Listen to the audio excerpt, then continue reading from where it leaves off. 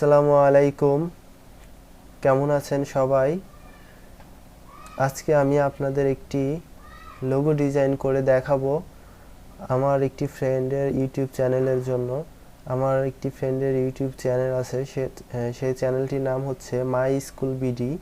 আমি এই নামে একটি লোগো ডিজাইন করব। তো যেহেতু লোগো ডিজাইন করব, ভাবলাম যে আমার একটি ইউটিউব চ্যানেল আছে, তো এটার ভিডিওটি ধারণ করে এটা আমি আমার ইউটিউব চ্যানেলে দেই। তো সেই জন্যই আমি ভাবলাম যে আসলে লোগোটা ডিজাইন যখন করতেইছি, তো আমি এটা ইউটিউব চ্যানেলে দেই। এটাতে দিলে আপনাদেরও সুবিধা হবে, আপনারাও বুঝতে পারবেন কিভাবে লোগো ডিজাইন করতে হয়। তো চলুন শুরু করি। ফার্স্টেই বলে নিচ্ছি যে আমি যেই লোগোটি ডিজাইন করব সেই লোগোটির নাম হচ্ছে মাই স্কুল বিডি। তো আমি ফার্স্টে একটি শেপ নেই। শেপ নিতে হলে আমি ফার্স্টে পেন টুলটা নিলাম। পেন টুলটা নেওয়ার পরে, যেহেতু আমি মাই স্কুল বিডি এই লোগোটি করব, সেহেতু আমি আমার মতো করে আমি একটি ডিজাইন ভেবে রাখছি, আর এইখানে আমি কালার রেখে দিছি। আমি এই কালারগুলাই এইখানে দিব। তো এখন আমি যেটা করতে পারি, আমার চিন্তা ভাবনা আমি যেরকম ভেবে রাখছি সেটা আমি করতেছি। তো আপনারা শুধু আমাকে ভিডিওটি দেখেন কিভাবে আমি লোগোটি ডিজাইন করি। প্রথমত আমি যেহেতু মাই স্কুল বিডি স্কুলের সাথে বইয়ের একটি সম্পর্ক আছে, তো আমি প্রথমেই একটি বইয়ের একটি শেপ তৈরি করব। বইয়ের শেপটি তৈরি করার পরে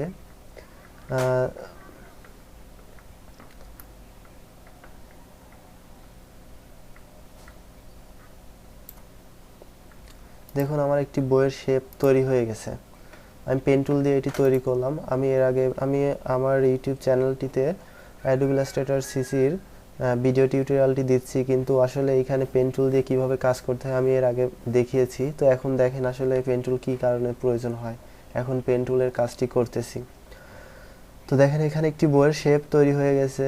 তো আমি এটাতে এরকম কালার রাখবো না, আমি এই কালারটা এখানে দিলাম। তো এখন যেহেতু হচ্ছে আমি এটা বইয়ের শেপ দিচ্ছি, আমি আরেকটা কাজ করি, সেটা হচ্ছে আমি চাচ্ছি যে এইখান থেকে আমি পেন টুলটা নিয়ে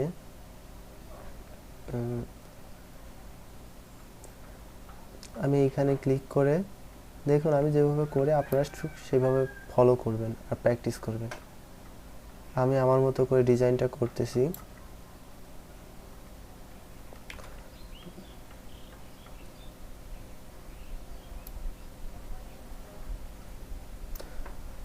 যদি আপনাদের ডিজাইনটি ভালো লাগে তাহলে আপনারাও এইভাবে করতে পারেন। যদি আমার কাজটাও যদি ভালো লাগে তাহলে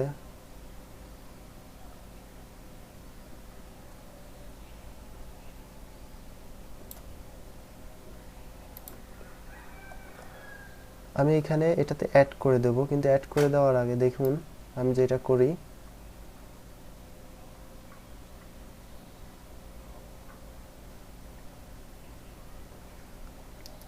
আসলে এটা বেশি জুম করে নেওয়ার কারণে এরকম হচ্ছে।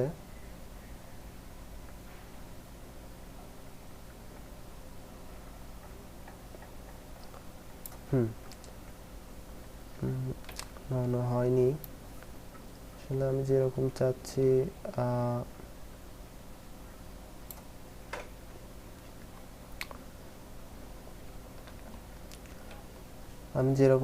সেরকম আর কি হচ্ছে না। তো আমি আবার ব্যাক নিয়ে আসি, কন্ট্রোল জেড দিয়ে ব্যাক নিয়ে আসতে হয়। আসলে আমি ডিজাইনটা আগে যদি তৈরি করে রাখতাম তাহলে হয়তো বা আপনাদের এরকমভাবে ব্যাক নিয়ে এসে দেখানো হতো না। যাই হোক, আপনারা শিখেন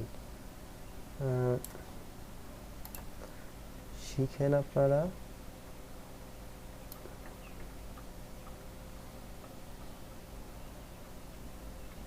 আসলে আমার এরকম মাঝে মাঝে হওয়ার কারণটা হচ্ছে আমি অতিরিক্ত জুম করে রাখছি। হুম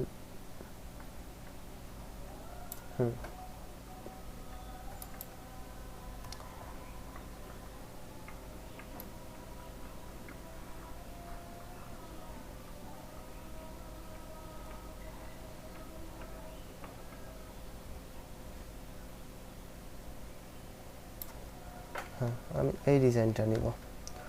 তো এখন দেখেন এখানে একটি ডিজাইন হয়ে গেছে। তো তো আমি যদি চাই যে এইখানে আর একটু রাউন্ডেড করব, তাহলে আমার এটার জন্য আমার এইখানে নিতে হবে হচ্ছে ডিরেক্ট সিলেকশন টুল। এটা নেওয়ার পরে এখানে ক্লিক করলাম, এইখানে একটি ক্লিক করলাম। দেখেন আমি একটু এটা চাপায় নিচ্ছি। না না, চাপায় নিলে ভালো লাগতেছে না, এটা এরকমই থাক।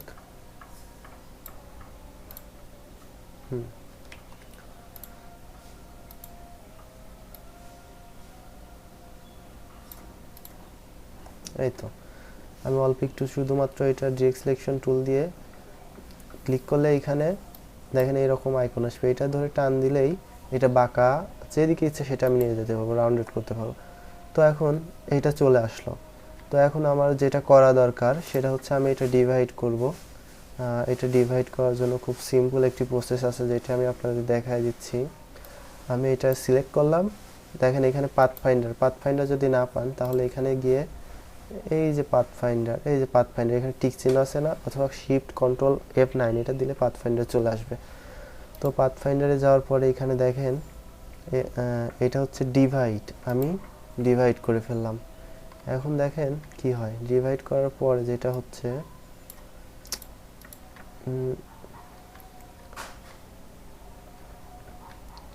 এটা জুম করতে হলে কন্ট্রোল অল্টার ধরে হুইল ঘোরালে, অর্থাৎ মাউসের যে চাকার মতো যেটা আছে ওইটাকে হুইল বলে, হুইলটা ঘোরালে এটা জুম হবে। তো এখন দেখেন এখানে এটা গ্রুপে আছে, আমি এটা আনগ্রুপ করলাম। আনগ্রুপ করার পরে যেহেতু আমার এইটা হচ্ছে এটা আলাদা আছে, তো আমি এইটাতে এই কালারটা দিলাম। তো এখন আমার এইটুকুনি ডিভাইড আছে, এইটুকুনিতে আমি হচ্ছে আমার কালারটা দিলাম হচ্ছে এই কালারটা দিলাম।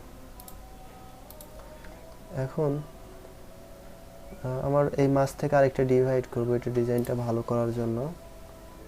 তো আপনারা দেখেন আমি কিভাবে কাজটা করি।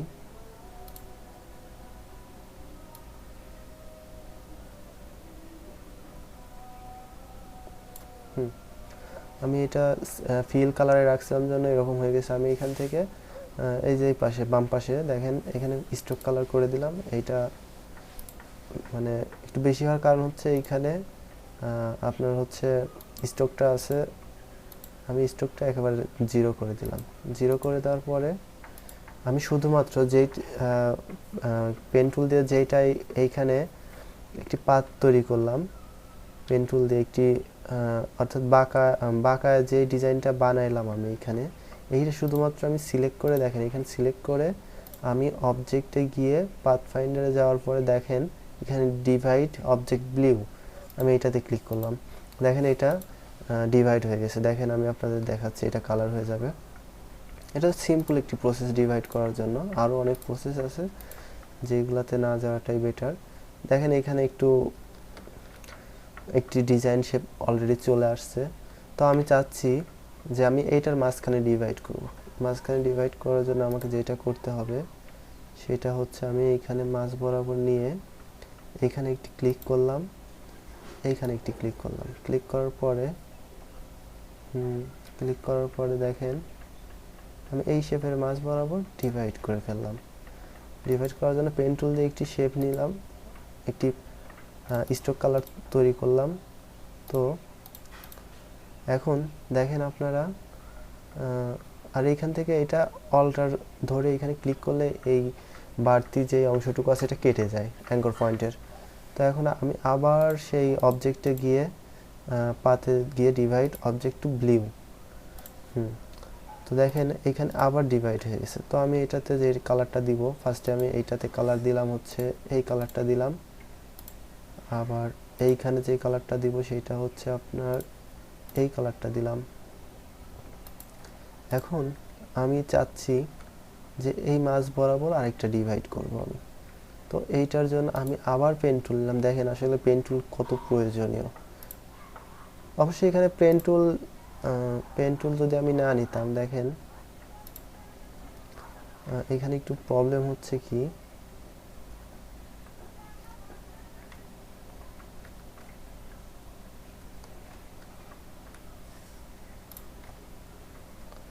দেখেন এখানে কিন্তু এটা চলে যাচ্ছে। এটার কারণ হচ্ছে আমি এটাতে একটু বাহির করে নিলাম, দেখেন আর একটু উপরে করে নিই। যেহেতু আমার হচ্ছে এখানে দেখেন এই যে এইটা আছে না, এখানে দেখেন এই যে এরকম হচ্ছে, তো এটার জন্য অল্টার ধরে এটাতে ক্লিক করে দিতে হবে। ক্লিক করে দিলে এটা চলে যাবে। তো আমি এখন যেটা করব, আমি এটা যেহেতু আমার এটা দরকার ছিল, আমি এই বরাবর নিয়ে আসবো। এটা পেন টুল ছাড়া আরেকটা ভাবে নেওয়া যায়। দেখেন এইখানে আছে হচ্ছে লাইন টুল। লাইন টুলটা আমি যদি এখানে ধরি, শিফট ধরলে দেখেন একেবারে সমান মাপে যাবে। এটা আরও সিম্পল। তো আমি এখন এটা ডিভাইড করব, আবার সেই সেম প্রসেস। পাথে গিয়ে ডিভাইড অবজেক্ট ব্লু, দেখেন আমার এটা ডিভাইড হয়ে গেছে। আমি কি করব, আবার এই কালারটা আমি দিয়ে দেবো, নিচের কালারটা। এটা আইড্রপ নিয়ে এখানে ক্লিক করলে এই কালারটা হয়ে যাবে। তো আমি এখন চাচ্ছি যে এইখানে কালারটা একটু ভিন্ন দেব। তো এটার জন্য আমি এই কালারটা এখানে দিলাম, কিন্তু আমি এই কালারটা দেওয়ার পরে এখানে সরি, এইখানে আমি একটু এটা একটু ব্রাইট করে দেব, হালকা একটু ব্রাইট। ব্রাইট করে দেওয়ার ফলে কি হবে, যাতে আমার এটা একটু ভিন্নতা আসে, হালকা একটু ব্রাইট করে দিই। এই তো দেখেন এখানে একটু ভিন্নতা আসছে। তো এখন আমি এইগুলা সব কি করি, গ্রুপ করে দেই। গ্রুপ করে দেওয়ার পরে রাইট ক্লিক করি, আমি মাউসের রাইট ক্লিক করে রিফ্লেক্টে যাওয়ার পরে এখানে প্রিভিউটা দিব। দেওয়ার পরে দেখেন এইখানে এটা উল্টায় গেছে। উল্টায় যাওয়ার কারণ হচ্ছে আমি এটা উল্টাবো, প্লাস 90 ডিগ্রি অ্যাঙ্গেলে উল্টাবো, প্লাস কপি নিব। কপি করলে দেখেন এখন কি হয়, এটা কপি নিলে হয় কি, ডাবল হয়ে গেল। তো আসলে আমার এই কালারটা এটার সাথে একটু মানায় নাই। এইখানে এই কালারটা, তো আমি কি করব, এই সেম কালারটা এইখানে দিব। এখন মানাইছে, দেখেন সেম কালারটা আমি এই পাশে দিয়ে দেব। তাহলে দেখেন ডিজাইনটা আমার হয়ে গেছে, লোগোটা। এখন আমি কি করতে পারি, যেহেতু আমার ডিজাইনটা হয়ে গেছে, অবশ্যই এটাতে কোনো রকম কোনো মাফিকি করা হয়েছে, মাপ ছাড়া হয়নি। তো আমি এখানে চাইলে আমার এখান থেকে রেক্টেঙ্গেল টুলটা নিয়ে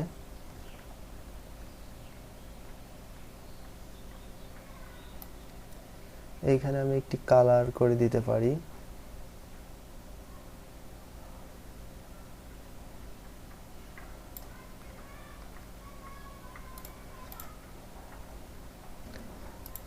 কালারটা আমি ফার্স্টে এই কালারটাই হয়তো বা এখানে দিতে পারি। যদি এটা যদি নাও দেই,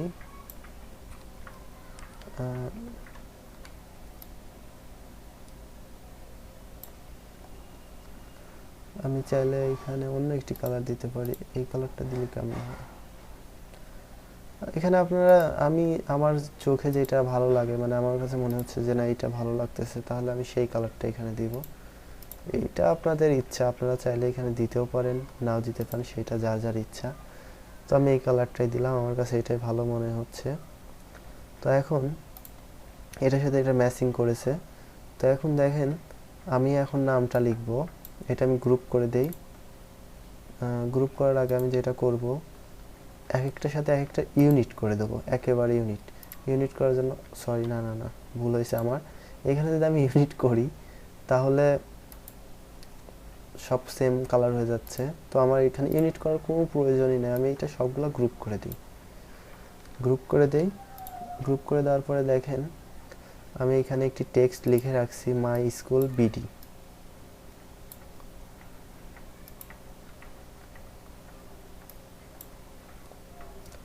মাই স্কুল বিডি।